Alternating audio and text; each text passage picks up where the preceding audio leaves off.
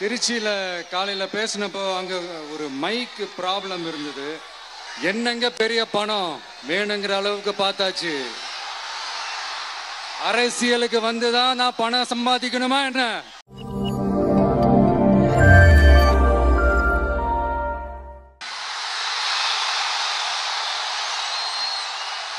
எல்லாரும் எப்படி இருக்கீங்க? வணக்கம். சாரி, எல்லாரும் எப்படி இருக்கீங்க? சாரி, கொஞ்சம் லேட் ஆயிடுச்சு.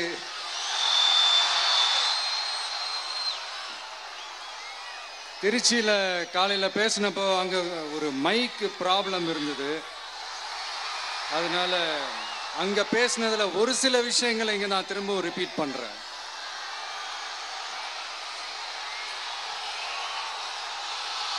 அந்த காலத்தில் போருக்கு போகிறதுக்கு முன்னாடி போரில் ஜெயிக்கிறதுக்காக குலதெய்வம் கோயிலுக்கு போய் சாமியை கும்பிட்டு தான் போருக்கு போவாங்களாம். அந்த மாதிரி அடுத்த வருஷம் நடக்க போற ஜனநாயக போருக்கு தயாராகிறதுக்கு முன்னாடி நம்ம மக்களை அதாங்க உங்க எல்லாரையும் பார்த்துட்டு போலான்னு வந்திருக்கிறேன். இங்க என்ன பார்க்க வந்திருக்கிற என்னுடைய அம்மாக்கள், அக்கா தங்கைகள், அண்ணன் தம்பிகள், நண்பர்கள், நண்பிகள், உங்க எல்லாரையும் பார்க்கும்போது மனசுக்குள்ள ஒன்னே ஒண்ணுதான் தோணுது. உங்களோட இந்த அன்புக்காக எவ்வளவு பெரிய உயரத்தையும், எவ்வளவு பெரிய வருமானத்தையும், எவ்வளவு பெரிய வசதியையும் தூக்கி எறிஞ்சிட்டு வரலாங்க. உங்களோட இந்த அன்பை விட, இந்த பாசத்தை விட, உங்களை விட எனக்கு இந்த உலகத்துல வேற எதுவுமே பெருசா தெரியல. ஒரு சாதாரணமா இருந்த ஒரு விஜய இந்த உயரத்துல தூக்கி வச்சு கொண்டாடிக்கிட்டு இருக்கிறீங்க. உங்க வீட்டுல ஒருத்தனாவே ஆக்கிட்டீங்க, உங்க சொந்தக்காரனாவே ஆக்கிட்டீங்க. என்னங்க பெரிய பணம் வேணுங்கிற அளவுக்கு பார்த்தாச்சு. அரசியலுக்கு வந்துதான் நான் பணம் சம்பாதிக்கணுமா என்ன? அதுக்கு கொஞ்சம் கூட அவசியமே இல்லை. எனக்கு எல்லாத்தையும் எல்லாமும் கொடுத்த உங்களுக்காக உழைக்கிறத தவிர எனக்கு வேற எந்த எண்ணமும் எந்த வேலையும் இல்லை. விஜய், விஜய் அண்ணா, விஜய் தம்பி, விஜய் தம்பி, நம்ம விஜய், நம்ம விஜின்னு என்னடா இந்த விஜி தனியாளா இருப்பான்னு பார்த்தா எப்ப பாரு மக்கள் கடலோட மக்கள் கடலாவே இருக்கிறானேன்ட்டு இந்த எதிரிகளுக்கெல்லாம் தெரிஞ்சவன நம்மளை பத்தி கண்ணாபின்னான்னு பேச ஆரம்பிச்சிருக்கிறாங்க.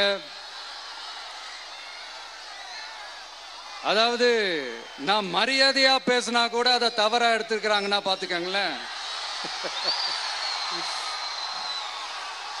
அதனால யார் என்ன சொன்னாலும் அறிஞர் அண்ணா அவர்கள் சொன்ன அந்த பஞ்சு தான், வாழ்க வசவாளர்கள் அப்படின்னு சொல்லிட்டு போயிட்டே இருக்க வேண்டியதுதான். நான் மதுரை மாநாட்டில் உங்க எல்லாரையும் நேர்ல சந்திக்க வரேன்னு சொல்லியிருந்தேன். அப்படி இன்னைக்கு உங்களுக்காக நம்மள மேலையும் கீழையும் ரொம்ப மோசமா ஆண்டுகிட்டு இருக்கிற பாசிச பாஜக அரசையும் பாய்சன் திமுக அரசையும் கேள்வி கேட்கறதுக்காக வந்திருக்கிறேன்.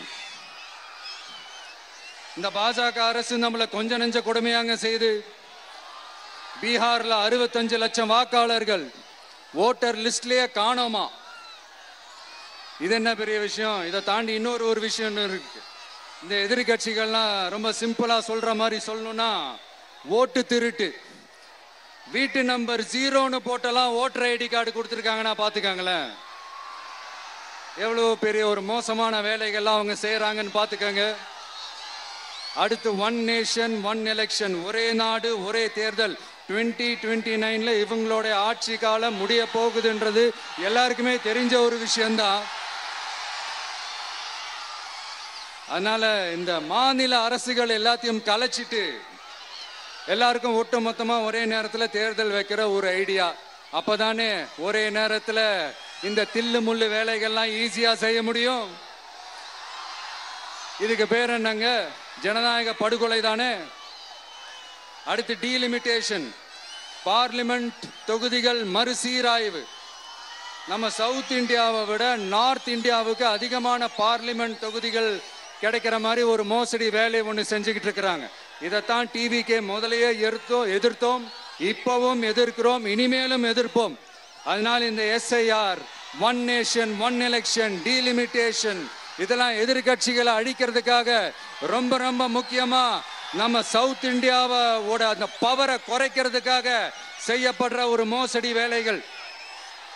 இது ஒட்டுமொத்த இந்தியாவுக்கும் பாஜக அரசு செய்யற ஒரு துரோகம். சரி, பாஜக அரசு தான் நமக்கு துரோகம் செய்யறாங்கன்னு பார்த்தா இங்க திமுக அரசு நம்மள நம்ப வச்சு ஏமாத்திக்கிட்டு இருக்கிறாங்க.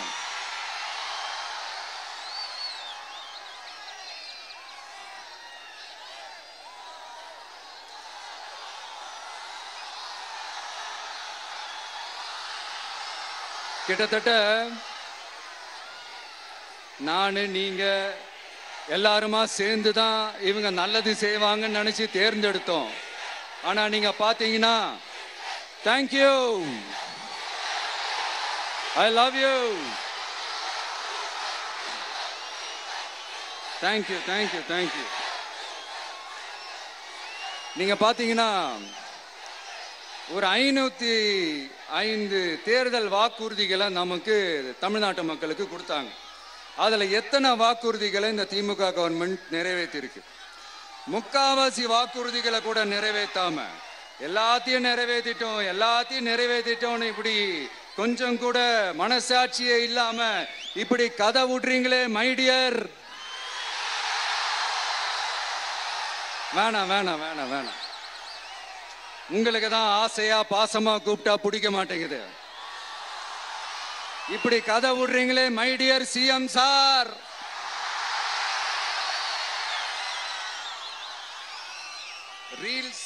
ரீல்ஸ் வேற, ரியாலிட்டி வேற நீங்களே சொல்லிட்டு இப்ப நீங்க விடுறது அம்பட்டும் ரீல்ஸ் தான். அதுல எல்லாம் பாதியில அருந்தும் போயிடுச்சு. அப்படி அருந்து போன ரீல்ஸ் எல்லாம் கொஞ்சம் என்னன்னு பாப்போமா? கேஸ் சிலிண்டருக்கு மானியமா 100 ரூபாய் தரேன்னு சொன்னீங்களே, தந்தீங்களா? 1000 ரூபாய் ஒருத்தர் விடாம எல்லா பெண்களுக்கும் தருவேன்னு சொன்னீங்களே, தந்தீங்களா? டீசல் விலையில மீதி இருக்கிற 3 ரூபாய் குறைப்பேன்னு சொன்னீங்களே, குறைச்சிங்களா? நீட்டு தேர்வை ரத்து செய்வோம்னு சொன்னீங்களே, ரத்து செஞ்சீங்களா? கல்வி கடனை ரத்து செய்வோம்னு சொன்னீங்களே, ரத்து செஞ்சீங்களா? வருஷத்துக்கு 10 லட்சம் பட்டதாரிகளுக்கு வேலை தருவேன்னு சொன்ன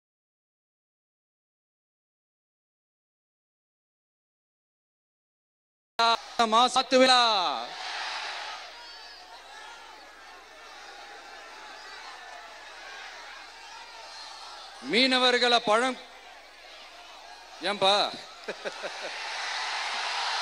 மீனவர்களை பழங்குடியின பட்டியல சேர்ப்போம்னு சொன்னீங்களே, சேர்த்தீங்களா?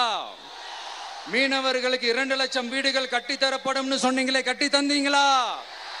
அனைத்து மீனவ கிராமங்களிலும் மீன் உலர்த்தும் தளம் அமைக்கப்படும் சொன்னீங்களே, அமைச்சு கொடுத்தீங்களா? நெசவாளர்களுக்கு கூட்டுறவு சங்கத்துல கொடுக்கிற கடனுக்கு வட்டி 12% 8% குறைக்கப்படும் சொன்னீங்களே, குறைச்சிங்களா? ஆட்டோ ஓட்டுறவங்களுக்கு சொந்த ஆட்டோ வாங்க 10,000 மானியம் வழங்குவோம்னு சொன்னீங்களே, வழங்குனீங்களா? அரசு ஊழியர்கள் ஆசிரியர்களுக்கு ஓல்டு பென்ஷன் ஸ்கீம் கொண்டு வருவேன்னு சொன்னீங்களே, கொண்டு வந்தீங்களா? பகுதி நேர ஆசிரியர்களுக்கு பணி நிரந்தரம்னு சொன்னீங்களே, செஞ்சீங்களா? சத்துணவு மற்றும் அங்கன்வாடி பணியாளர்களுக்கு அரசு பணி உறுதின்னு சொன்னீங்களே, செஞ்சீங்களா? முதியோர் உதவித்தொகை 1500 ரூபாய் தருவேன்னு சொன்னீங்களே, தந்தீங்களா? தமிழகத்தில் இருக்கும் வேலை வாய்ப்புகள்ல 75% தமிழர்களுக்கு என்ன சொன்னீங்களே, தந்தீங்களா? 3 லட்சத்தும் மேல் இருக்கிற காலி பணியிடங்கள் நிரப்பப்படும் சொன்னீங்களே, நிரப்புனீங்களா? தூய்மை பணியாளர்கள் பணி ஊதியம், ஓய்வூதியம் போன்ற கோரிக்கைகள் நிறைவேற்றப்படும் சொன்னீங்களே, நிறைவேற்றினீங்களா? மக்கள் நல பணியாளர்களாக 25,000 பெண்கள் நியமிக்கப்படுவார்கள் சொன்னீங்களே, நியமிச்சீங்களா? ரேஷன் கடையில் மீண்டும் உளுந்து வழங்கப்படும் சொன்னீங்களே, கொடுத்தீங்களா? அனைத்து அரசு வேலை வாய்ப்புகளிலும் பெண்களுக்கு 40% முன்னுரிமை வழங்கப்படும் சொன்னீங்களே, கொடுத்தீங்களா? 35 வயதுக்கும் மேற்பட்ட திருமணமாகாத ஆதரவற்ற பெண்களுக்கு கல்வி தகுதிக்கு ஏற்ப அரசு வேலை வழங்கப்படும் சொன்னீங்களே, வழங்கினீங்களா?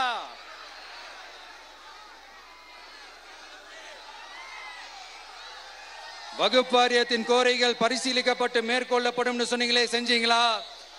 அரசு வீட்டு வசதி மற்றும் குடிசை மாற்று வாரிய வீடுகளில் மாற்றுத்திறனாளிக்கு ஒதுக்கீடு செய்யப்படும் சொன்னீங்களே, செஞ்சீங்களா? இலங்கை தமிழர்களை காப்பாற்ற ஒரே தீர்வு பொது வாக்கெடுப்பு தான், அதை நடத்த வலியுறுத்துவோம்னு சொன்னீங்களே, செஞ்சீங்களா? இப்படியே நம்ம கேள்வி கேட்டுக்கிட்டே இருக்க வேண்டியதுதான். இவங்க கிட்ட இருந்து எந்த பதிலும் வரப்போறது இல்ல. ஏன்னா இருந்தாதானே. அதனால நான் உங்களை கேட்கிறேன், செய்வோம் செய்வோம் செய்வோம் செய்வோம்னு சொன்னாங்களே, செஞ்சாங்களா? சத்தமா சத்தமா? மை டியர், வேணாம் வேணாம் வேணாம். அப்படி கூப்பிட்டா, ஆசையா பாசமா கூப்பிட்டா அவங்களுக்கு பிடிக்க மாட்டேங்குது. அதனால கேக்குதா மை டியர் சிஎம் சார்? அவங்க பண்றது துரோகம்னா நீங்க பண்றது நம்பிக்கை மோசடி. இது ரெண்டுமே ஒண்ணுதான், ரெண்டுமே ஏமாத்து வேலைதான், இது ரெண்டுமே ஜனநாயக குற்றம் தான். இப்படி ஏமாத்துறதுல இவங்க ரெண்டு பேருமே ஒரே வகைரா தான்.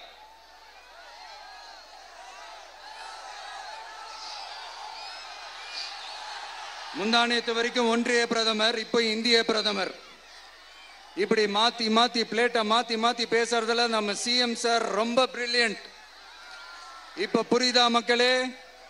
மறைமுக உறவுக்காரர்கள்னு நாம ஏன் சொல்றோம்னு? சரி, இப்ப நம்ம அரியலூர் மாவட்டத்துக்கு வருவோம்.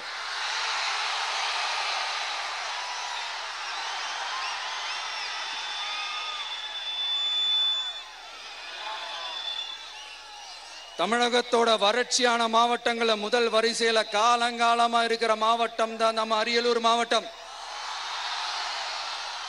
சிமெண்ட் உற்பத்தியும் முந்திரி உற்பத்தியும் நடக்குது, பட்டாசு தொழிலும் கொஞ்சம் நடக்குது. ஆனா இங்க இருக்கிற இந்த தொழிலையாவது மேம்படுத்தலாம்னு இந்த கவர்மெண்ட் ஏதாவது யோசிக்குதான்னு கேட்டா ஜீரோ தான்.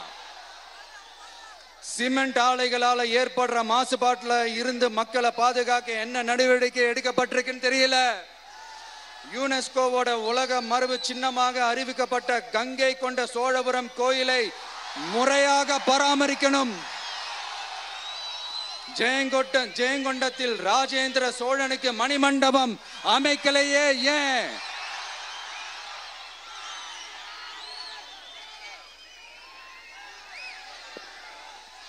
மருதையாத்தோட குறுக்க வாராணவாசி தடுப்பணை கட்டுறதை பத்தி 4 வருஷமா கண்டுக்கலையே ஏன்? அரியலூர்ல இருந்து ஜெயங்கொண்டான் காட்டுமன்னார் கோயில் வழியாக சிதம்பரத்துக்கு ரயில்வே வழித்தடம் அமைக்கணும்ன்ற கோரிக்கை என்னாச்சுன்னு தெரியல. ஜெயங்கொண்டத்திலிருந்து கும்பகோணத்திற்கு ரயில்வே வழித்தடம் அமைக்கணும்ன்ற கோரிக்கை என்னாச்சுன்னு தெரியல. அரியலூர்னாலே முந்திரி உற்பத்தி தான் பிரதானம், அதனால முந்திரி தொழிற்சாலை அமைக்கணும்ன்ற கோரிக்கை என்னாச்சுன்னு தெரியல. இந்த மாவட்ட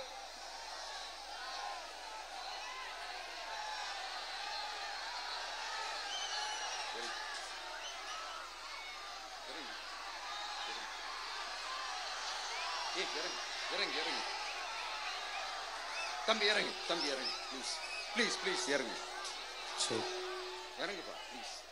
அண்ணா அது சாஞ்சி போயிடுச்சுண்ணா, இறங்க சொல்லிருங்கண்ணா. விஜயண்ணா சாஞ்சி போச்சுண்ணா, அது இறங்க சொல்லிருங்கண்ணா.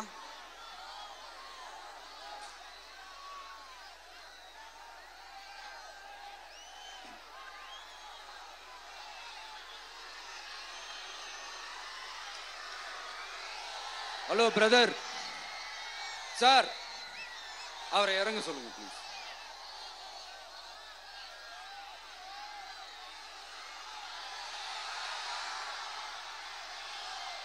இந்த மாவட்டத்தை சேர்ந்தவர் போக்குவரத்து அமைச்சராக இருந்தும் போதுமான பேருந்து வசதி இல்லையே ஏன்? என்னடா இவன் வந்ததுல இருந்து கேள்வியா கேட்கிறான், இவன் வந்தா என்ன செய்வான்னு கேக்குறீங்க அதானே? தீர்வை நோக்கி போறதும் தீர்வா காண்றதும் மட்டும்தான் நம்ம டிவிக்கோட லட்சியமே. நம்மளோட தேர்தல் அறிக்கையில இதுக்கான விளக்கத்தை ரொம்ப தெளிவா சொல்லுவோம். ஆனா அதுக்கு முன்னாடி அதை செய்வோம் இதை செய்வோம் இந்த பொய்யான வாக்குறுதிகள்லாம் எப்பவுமே கொடுக்க மாட்டோம். எது நடைக்கு சாத்தியமோ எது உண்மையோ அதை மட்டும்தான் கொடுப்போம். ஆனா அட் த சேம் டைம் மருத்துவம், குடிநீர், ரேஷன், கல்வி, அடிப்படை சாலை வசதி, மின்சாரம், இந்த மாதிரி அடிப்படை விஷயங்கள்ல நோ காம்ப்ரமைஸ். பெண்கள் பாதுகாப்புல, சட்டம் ஒழுங்கு பாதுகாக்கிறதுல நோ காம்ப்ரமைஸ். சிம்பிளா நம்மளுடைய விஷன் என்னன்னு சொல்லணும்னா, ஏழ்மை வறுமை இல்லாத தமிழகம், குடும்ப ஆதிக்கம் இல்லாத தமிழகம், ஊழல் இல்லாத தமிழகம், உண்மையான மக்களாட்சி, மனசாட்சி உள்ள மக்களாட்சி. கான்ஃபிடென்ட்டா இருங்க, நல்லதே நடக்கும், வெற்றி நிச்சயம். மீண்டும் சந்திக்கும் வரை நன்றி, வணக்கம்.